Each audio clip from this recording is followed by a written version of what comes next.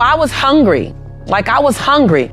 People often want to call me the exception. Like, oh my God, you're the exception. No, I'm not the exception. I'm an average, ordinary woman who chose every day to make one more extraordinary decision.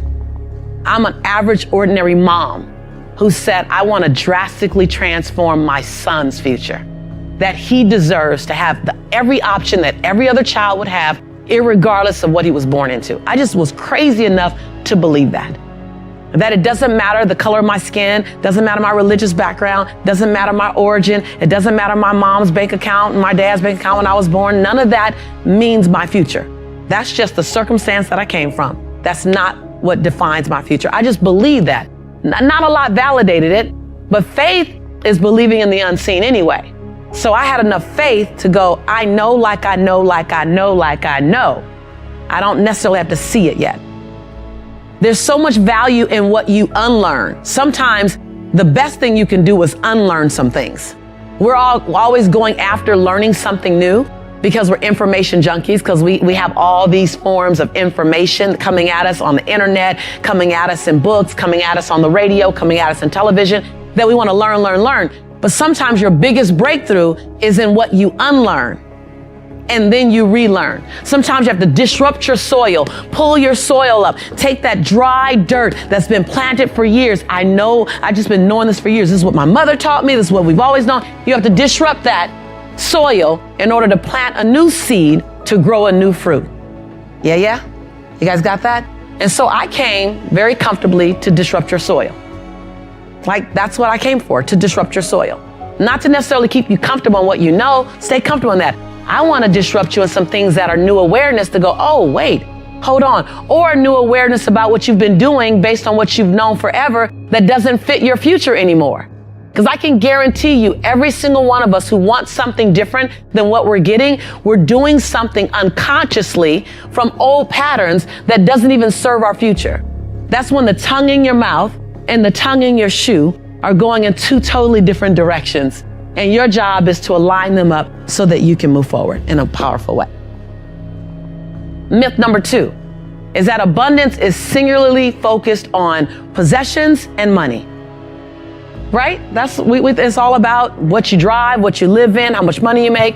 When in fact, this couldn't be further from the truth. Wealth is possessions and money.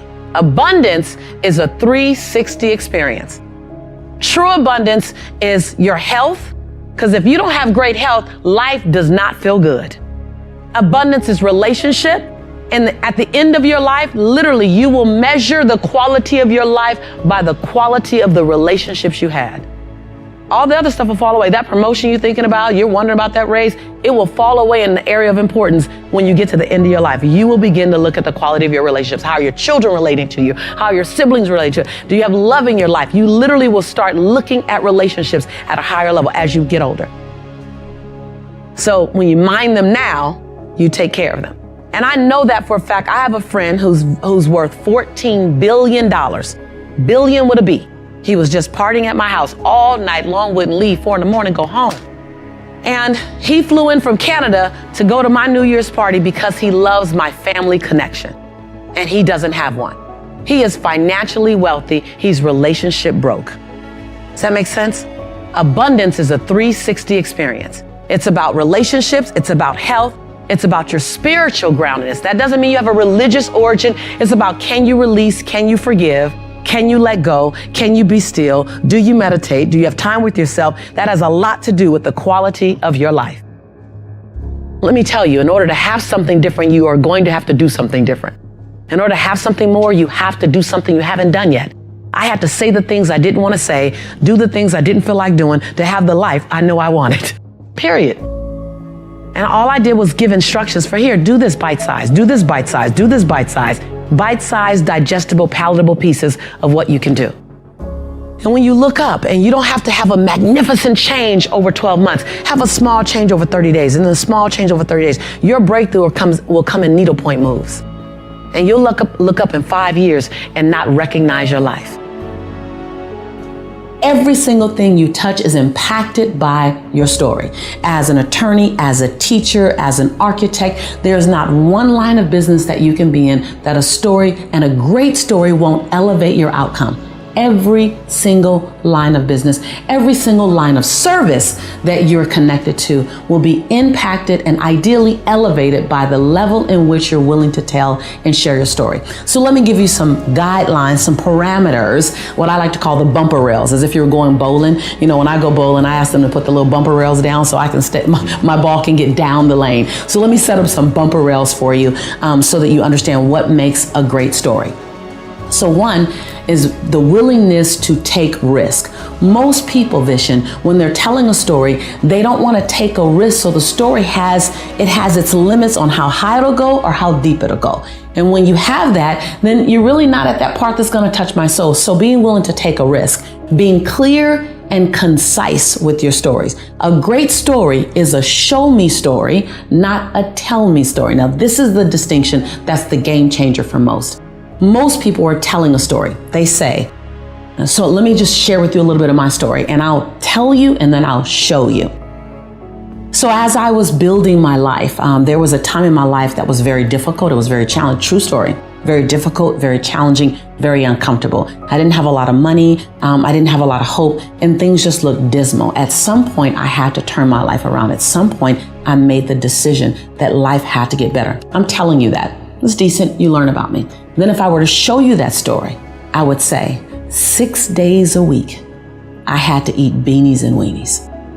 I had to find money in the crevices and the corners of my couch so that I can get my son milk. There were times when my heart would beat fast just at what am I going to have tomorrow? At some point, I got sick and tired of my own story. Is this going to be my future? No, I can't handle it. Notice the difference in that second story. Wow. I completely see that. I just painted a picture, same story. Mm-hmm. Now the second one, when you show a story, it's gonna require more of you. It's gonna require you to find the colors. What were you thinking? What were you experiencing? What was going on in your head? Instead of telling me you look for money, turn and point. Now this is anywhere. This is anywhere you are doing anything. I promise you, you become a great storyteller and you will captivate your audience no matter what you're doing. I've captivated investors. I've captivated students. I've captivated educators because I was willing to show the story. I call it unpacking the story, Vishen. Being willing to tell me, what were you thinking? What were you feeling? What were you seeing? Think about a story as an oral movie.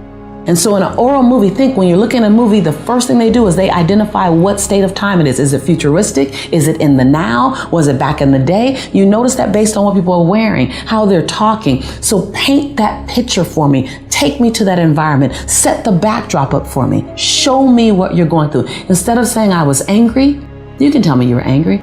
But when you say the hair on the back of my neck was standing up, I felt the fumes exiting my nose. I thought that my chest was going to pop and I was going to say something that I'd regret forever. Ooh, you just showed me you were angry. Take that extra time to unpack it. Why will most people not do that? Because it requires a level of vulnerability that we're not willing to share. When we talk about living our quest, I think that living my quest, really, if I look at it on a daily basis, it's finding my own voice. It's finding your voice. It's finding the song that only you can sing, off key or not. It's finding your rhythm. It's discovering what it feels like to walk in your shoes today. It won't look like it looked 10 years ago. Living your quest is what can I do with my life so that my life becomes infectious to someone else? Living my quest looks like, how do I make my fingerprint matter so big that it lives beyond my transition day? Living your quest is, how can I forgive the perceivingly unforgivable so I can love the absolute lovable? Living your quest is, how do I give myself 1,000 second chances? Living my quest is not some ambiguous, untouchable experience. Living my quest means going back and healing the little girl in me so that the woman can be free. It's going back and embracing the little boy in you so that the man can show up and give himself permission to cry when necessary. Living your quest is not something that you can't touch. It's not something that requires a stage or lights or cameras. Living your quest is being complete and content with who you are in the dark of the night.